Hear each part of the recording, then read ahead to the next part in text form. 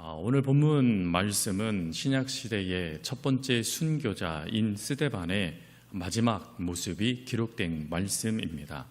근데 이 말씀 속에 우리가 주목해야 되는 것은 그가 마지막 순교를 하는 그 시점에 그가 보여주고 있는 믿음의 모습입니다. 즉 죽음을 겪고 그 죽음 가운데 고통을 겪는 그 상황 속에 스데반은 분노하지 않습니다. 그리고 상대방을 향하여 저주의 말을 내뱉지도 않고 있죠. 그리고 또 그 상황에 절망하고 있지도 않습니다. 즉 우리들의 상황이 이와 같은 상황이라면 우리는 끊임없이 원망도 하고 절망도 하고 그리고 또 분노를 끊임없이 말로 아니면 내가 할 수 있는 모든 것으로 쏟을 법한데 스데반은 그러지 않고 오히려 이 죽음의 그 순간에 그리스도인으로서 오히려 도전이 되는 귀한 믿음의 모습을 보이고 있더라라는 것이죠. 근데 우리가 이 말씀, 이 모습을 주목하는 것은 사실 우리는 순교를 당하지는 않습니다. 물론 중동 지역에서는 여전히 순교의 모습들이 나타나지만 우리 한국 사회에는 순교라는 것은 찾아볼 수가 없습니다. 하지만 우리들의 삶 속에 고난이라는 것은 찾아오죠. 즉 순교만큼 극단적인 어려움, 그 환난, 그 고통은 아니어도 참 숨막힐 정도로 힘든 고난들을 우리가 자주 겪는다라는 것입니다. 그러니 이러한 일들을 겪게 되어졌을 때 스데반이 보였던 이 믿음의 모습들을 우리도 보여주기 위해서는 오늘 이 스데반이 보여준 믿음의 모습을 우리가 발견하고 또 그것을 삶으로 살아가는 모습이 우리들에게 필요하기에 오늘 말씀을 우리가 본문을 중심으로 해서 스데반의 믿음의 모습을 살피는 것입니다. 바라기는 오늘 말씀을 통하여서 저와 여러분 모두가 다 어떠한 순간에도 어떠한 모습으로 그리스도인들은 서야 되는지를 이 스데반을 통하여 발견하는 귀한 시간이 되길 바랍니다. 먼저 스데반이 보여줬던 믿음의 모습 첫 번째는 천국을 보는 눈을 갖고 있었다라는 것입니다. 여러분 오늘 본문 말씀 54절 말씀에 보면 그들이 이 말을 듣고 마음에 찔려 이를 갈았다라고 되어져 있습니다. 여기서 이 마음에 찔리다라는 이 말씀은 원어적으로 보면 톱질을 당하다라는 의미를 담고 있습니다. 즉 그들의 마음이 톱에 켜지는 것처럼 완전히 갈기갈기 찢겨져 극도로 분노하게 되어졌다라는 것을 오늘 이렇게 이들이 마음에 찔렸다라는 표현으로 쓰고 있는 것입니다. 그럼 왜 이들이 분노했습니까? 그 분노한 이유가 바로 그 앞절 51절, 52절 말씀에 보니까 나와 있죠. 51절, 52절의 말씀의 핵심은 무엇입니까? 그것은 바로 이스라엘 백성들이 메시아를 죽였고 그리고 지금 스데반을 잡아온 그들이 바로 선지자 하나님의 백성들을 죽이는 살인자이다라고 그들의 죄를 들추어냈기 때문에 그렇습니다. 그러니 그 들추어짐에 따라 내가 그런 자였구나, 내가 예수님을 못 박았구나, 내가 선지자를 핍박했구나 깨닫고 그 삶을 돌이키면 이 설교는 내 입엔 써도 내 배에는 양약이 되어지는 것이죠. 그러나 이들은 그러지 못합니다. 회개는커녕 오히려 분노하게 되어지죠. 근데 이 분노하는데 결정적으로 기름을 껴는 또 이 모습이 나타납니다. 그것은 이 분노하면서 이를 갈고 있는 이들 앞에서 스데반이 보여줬던 한 행동 때문입니다. 스데반은 같은 공간에 많은 사람들이 정말 분노하며 이를 갈고 있는 그때에 하늘을 바라봅니다. 그리고 하늘을 바라봤더니 어떤 모습을 발견하게 되냐면 예수님께서 서서 자신을 바라보는 모습이 발견되어지죠. 그래서 그 모습에 바로 그 예수님이 지금 서서 우리나라를 바라보고 계신다라고 말한 것입니다. 그 얘기는 지금 너희들이 핍박했던 그 예수란 그 예수를 또 따르며 복음을 전하는 선지자인 그 나를 너희들이 핍박하고 있는데 그럼에도 불구하고 예수님은 바로 나를 이렇게 인정하시며 또 나를 기다려주시는 그 복을 더하신다라고 말했기 때문이죠. 그러자 이 말에 이들이 어찌합니까? 크게 소리를 지르면서 스데반에게 달려듭니다. 근데 그 모습을 뭐라고 표현하고 있냐면 큰 소리를 지르며 귀를 막았다라고 말하고 있습니다. 여러분, 이 귀를 막는 이 행위, 즉 말하는 그것을 더 이상 듣고 싶지 않아 라고 이 귀를 막는 이 행위가 전형적인 진리를 거부하는 사람들의 모습입니다. 여러분, 우리 주변에서도 복음을 증거하면 많은 이들이 그 말을 듣고 싶지 않아서 어찌합니까? 귀를 막기도 하고 아니면 소리를 지르기도 하지 않습니까? 아니면 또 화를 내기도 하죠. 즉 그 모습이 지금 그대로 지금 이들에게 나타나죠. 그래서 처음에 듣고 싶지 아니하니까 이들이 귀를 막습니다. 그리고 눈으로 보고 싶지 않으니까 눈도 감습니다. 그리고 어찌하죠? 아예 스데반의 입을 막아버리려고 폭력을 행사해 버립니다. 즉 이들은 철저하게 핍박자, 자신의 감정에 사로잡혀 참된 진리를 증거하고 있는 스데반을 죽이는 그 악한 행위를 행하고 있었다라는 것입니다. 근데 그때 그 같은 공간에 스데반은 무엇을 보고 있었다고 말씀드렸죠? 하늘을 보고 있었다라고 말씀을 드렸습니다. 근데 그때에 예수님께서 서서 계셨대요. 다른 말씀들을 보면 예수님은 보통 앉아 계십니다. 즉 하늘 보좌에 앉아 계신 분이 예수님이세요. 근데 지금 이 스데반을 앞에 두고는 하나님이 어찌하시냐면 서서 계셨다라고 표현하고 있다는 것입니다. 그럼 왜 예수님이 서서 계셨을까? 이에 대해서요, 윌리엄 버클리라는 신학자가 이런 말을 했습니다. 예수님이 그의 첫 순교자를 맞이하기 위해 일어서셨다. 즉 지금 이 스데반이 하늘을 우러러 바라보면서 예수님을 바라봤던 그 역사에 왜 예수님이 서서 계셨는가 하는 그 이유를 스데반이 발견해냈다라는 것입니다. 그것은 내 운명이 정해졌다.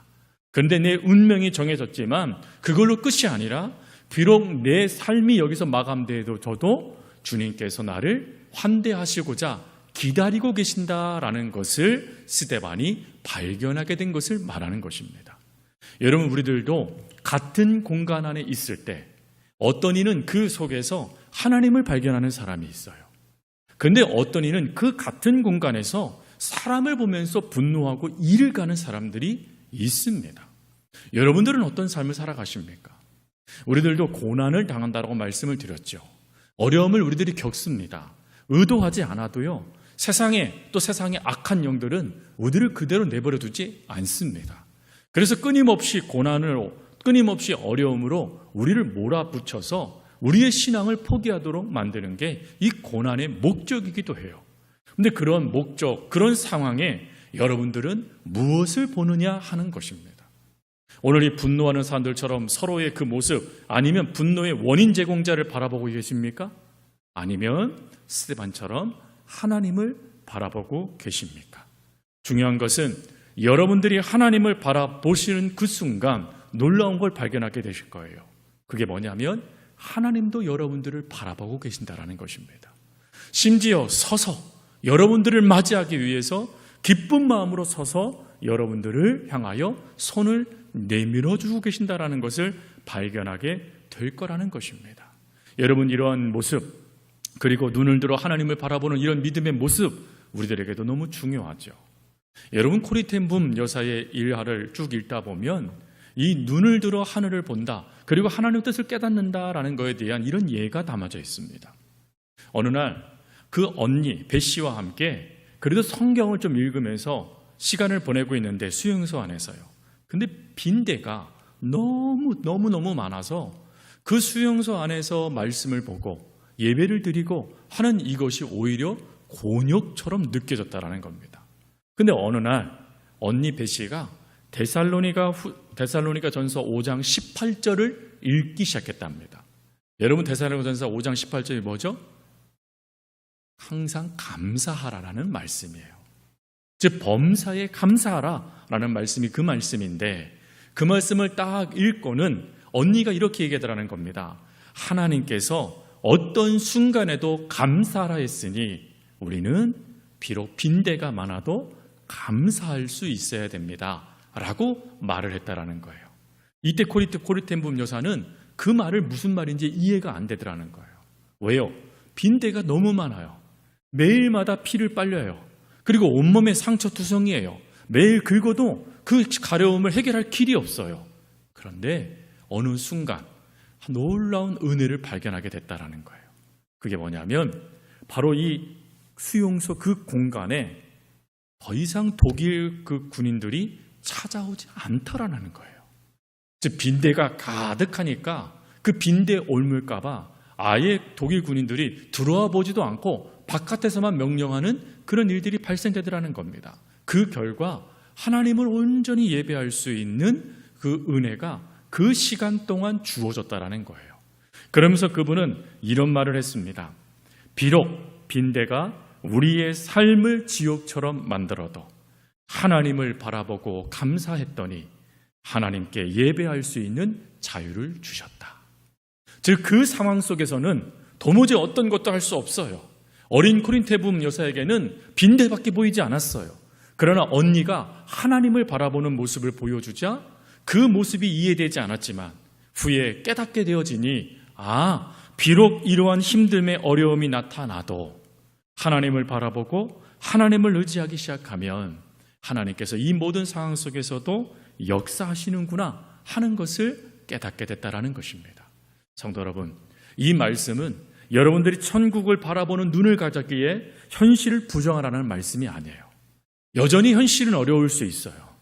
여전히 스데반이 돌에 맞아 고통을 당하는 것처럼 고통을 당할 수도 있습니다.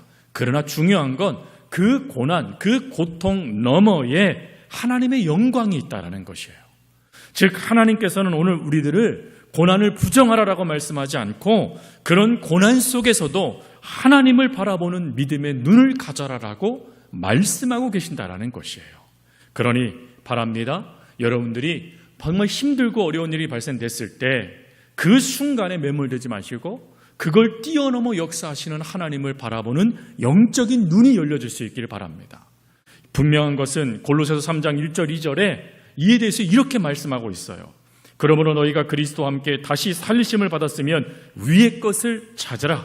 거기는 그리스도께서 하나님 우편에 앉아 계시느니라. 위의 것을 생각하고 땅의 것을 생각하지 말라.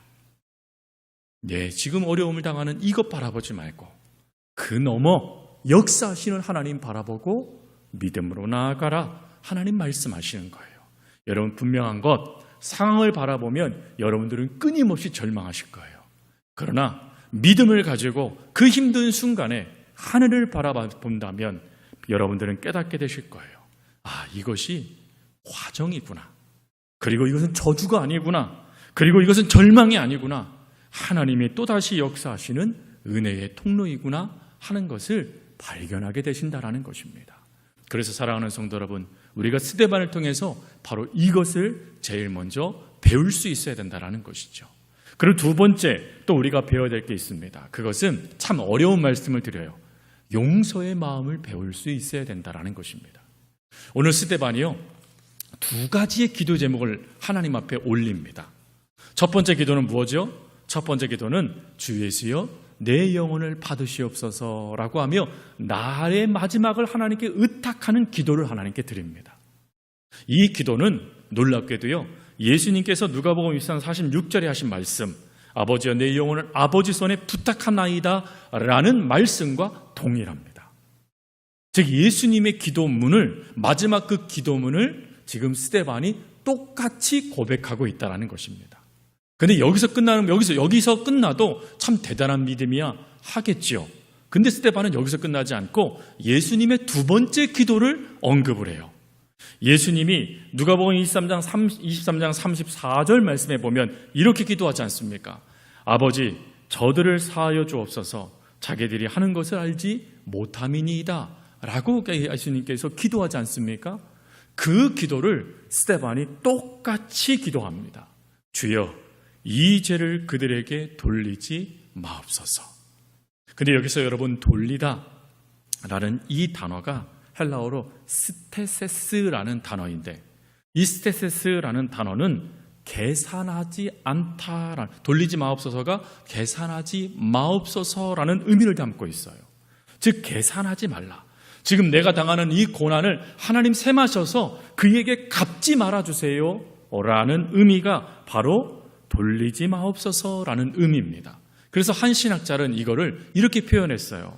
이 죄를 그들에게 청구하지 마옵소서라는 완전한 용서의 기도이다 라고 이야기를 했습니다.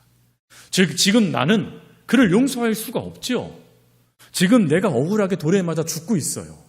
내 몸이 지금 상하고 있고 피가 흘려지고 있어요. 고통이 내 안에 찾아오고 있어요. 여러분 그때 어떻게 돌에 맞아 죽어가는데 하나님 용서해 주세요라고 말할 수 있겠습니까? 내가 지금 큰 어려움을 당했는데 아니 그 어려움을 준 이가 버젓이 살아있는데 하나님 저 사람 용서해 주세요라고 말할 수 있는 이가 몇 명이나 되겠습니까? 대부분은 그러지 못할 거예요. 오히려 이를 갈고 하나님 이거 갚아주세요. 또 그것도 아니면요. 내가 죽어서라도 내가 반드시 이걸 갚을 거라고 이런 말을 우리가 내뱉지 않습니까? 그 정도로 그 한스러운 말을 내뱉는 게 오히려 일상적인 모습일 거예요. 근데 스데반은 그러지 않아요. 용서해 주세요라고 기도하더라는 것입니다. 그가 능력이 있었기 때문일까요? 그가 무엇인가 우리와 다른 믿음의 모습이 있었기 때문일까요? 이에 대하여 성경은 이렇게 얘기해요. 저가 성령에 충만하였다 라고 표현을 합니다. 무슨 말이죠?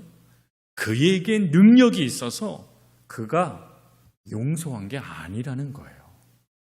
성령님께서 그로 하여금 용서할 수 있는 힘을 주셨다라는 뜻입니다. 성도 여러분, 우리들도 도무지 용서하지 못할 사람들이 있어요. 내가 저 사람만큼은 반드시 안 갚음해 줄 거야. 내가 반드시 찾아내서 이거 갚아줄 거야. 라고 말하는 그 고통을 준 원수 같은 그 사람들이 있잖아요.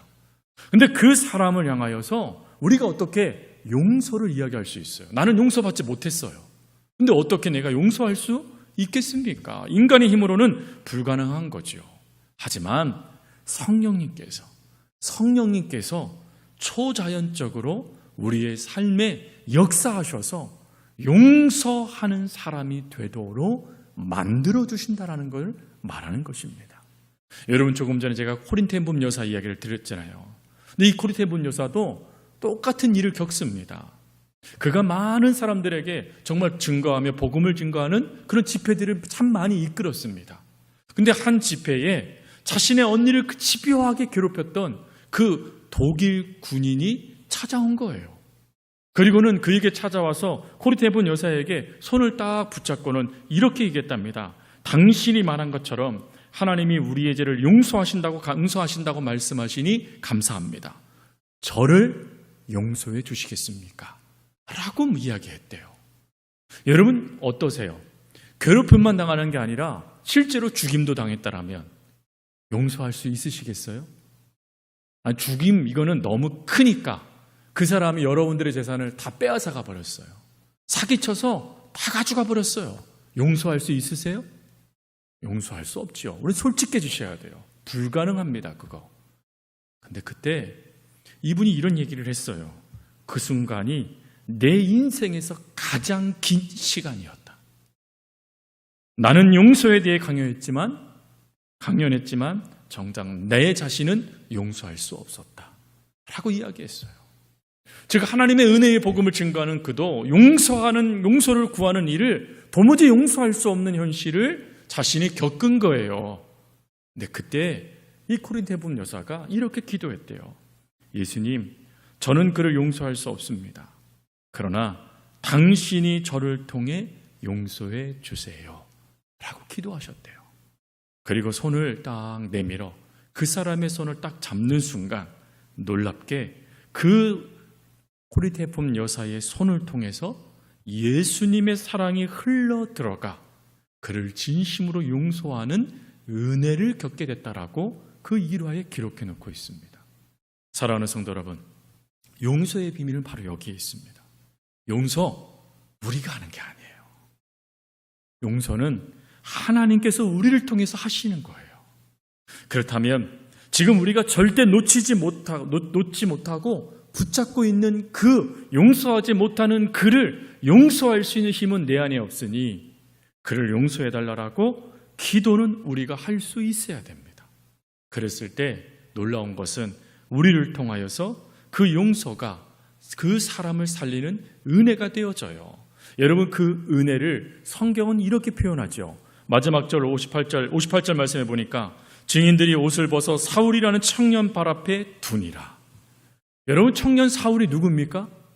바로 이방인의 사도 바울이죠. 여러분, 사도 바울이 사울이었던 시절 바울이 될 수 있었던 결정적인 이유는 스데반의 용서의 기도 때문이었다라는 것입니다. 스데반이 용서하며 그 부르짖는 그 소리를, 중요한 것은 사울이 들어요. 사울이 지금 스데반의 모든 것들을 눈으로 직접 보고 있어요. 그리고 그를 통하여 용서가 그를 살리는 은혜가 된 것이죠. 그래서 이 모습에 대해서 어거스틴은 이런 말을 했어요. 교회가 바울을 얻게 된 것은 스데반의 기도 덕분이다 라고 이야기를 했어요. 자, 그렇다면 성도 여러분, 여러분들이 하나님 앞에 용서하기 위해서 기도하고 그리고 하나님의 용서가 흘러 들어간다라면 결국 그 원수 같은 사울이 바울이 되듯이 그 절망과 어려움을 준 그도 변화되어져 하나님의 자녀로서의 삶을 살아갈 수 있지 않겠습니까? 즉, 여러분과 저의 용서는 단지 용서함으로 끝나는 것이 아니라 그것은 능력이 되어 누군가를 살리는 역사가 될 수 있다는 것입니다. 그러니 용서하는 것조차도 생명을 살리는 은혜가 될 수 있다는 것이죠. 그러니 이것을 믿는다라면 여러분, 하나님 앞에 기도하세요. 그리고 바뀌세요. 하나님이 정확한 타이밍에 정확하게 용서하며 그를 끌어안을 수 있는 시간과 은혜를 주실 것입니다. 그리고 그 일로 통하여서 사울과 같은 그가 바울이 되어지는 은혜도 여러분들이 격도로 도와주실 거예요. 말씀을 마칩니다. 사랑하는 성도 여러분, 여러분들은 지금 어떤 고난을 겪고 계세요? 직장에서, 아니면 가정에서, 아니면 내 몸의 질병과 또 경제적인 어려움 등 수많은 고난 가운데 꼭 기억하실 것, 그것을 묵상하지 마시고 하나님을 바라보세요. 그리고 또 누군가를 용서하지 못하는 수많은 것들이 있으실 거예요. 물론 여러분들이 그것이 여러분들을 힘들게 하고 그것 때문에 여러분들의 그 비참함 때문에 또 고통 가운데 신음하며 눈물 흘릴 수도 있어요. 그러나 하나님의 힘은 여러분들도 살리고 그도 살리는 역사가 됩니다. 그러니 이것을 믿는다라면 주님께 기도하면서 용서를 흘려보내세요. 그랬을 때 그 흘려버린 용서는 사울을 바울로 바뀌는 역사가 되듯이 그것이 복음의 씨앗이 되어져서 하나님 나라에 우뚝 세워지는 거목으로 자라도록 하나님께서 역사하실 것입니다. 그 은혜를 기억하면서 오늘 이 스데반의 이 믿음의 모습을 그대로 닮아가는 저와 여러분의 삶이 되어줄 수 있기를 간절히 주님의 이름으로 부탁드립니다. 기도하겠습니다. 사랑과 은혜가 많으신 하나님 아버지, 오늘 말씀을 통하여서 저희들이 하나님 안에서 어떤 삶을 살아가야 되는지, 그리고 고난, 그 어려움의 길목마다 하나님 우리는 또 어떤 선택을 해야 되는지를 오늘 말씀을 통하여 하나님의 말씀을 들었습니다. 하나님, 저희들도 삶을 살아갈 때 수많은 고난, 수많은 어려움들을 겪습니다. 그럴 때 오늘 이 스데반이 그 상황에 매몰되어 사람을 그리고 그 분위기를 바라보지 않고 오로지 하나님만을 바라본 것처럼 저희들도 상황, 환경, 사람을 바라보지 않고 하나님을 바라보며 믿음으로 그 걸음을 걸어갈 수 있는 저희들 되게 하여 주시옵시고, 혹 하나님을 바라보지 못하는 현실 가운데 무너지고 있다라면 하나님, 저희들의 눈을 하나님 앞에 고정할 수 있도록 이끌어 주셔서 하나님만을 바라보며 믿음으로 그 걸음을 걸어갈 수 있는 저희들의 삶 되게 하여 주옵소서. 그리고 또한 하나님, 끊임없이 저희들의 삶에 나타나는 수많은 문제를 일으키는 그들을 하나님 저희들이 용서하지 못한 채 하나님 그 상처와 그 찢긴 마음을 가지고 살아갈 때가 참 많습니다. 그 결과 점점 우리들의 신앙도 삶도 피폐해지고 또 아버지 점점 죽어갈 수밖에 없는 현실을 겪게 되어지는데, 바라옵기는 오늘 그런 순간에 스데반이 하나님 앞에 용서하며 하나님 셈하지 말아주세요. 그들에게 더 이상 죄를 묻지 말아주세요 라고 하며 완전히 용서하고 또 그 용서하기 위해서 철저하게 하나님의 마음대로 반응했던 것처럼 하나님 저희들도 그와 같은 삶을 살아갈 수 있도록 먼저는 성령의 충만함을 그리고는 또 그 성령의 이끄심에 따라 용서하며 그들을 살릴 수 있는 하나님의 사람들 다 되어줄 수 있도록 하나님 도와 주옵소서. 참으로 아버지 하나님께서 그리하여 주시고 한결같이 저희들을 지키시며 동행하여 주실 것을 믿고 감사드리오며 사랑 많으신 예수님의 이름으로 기도합니다. 아멘.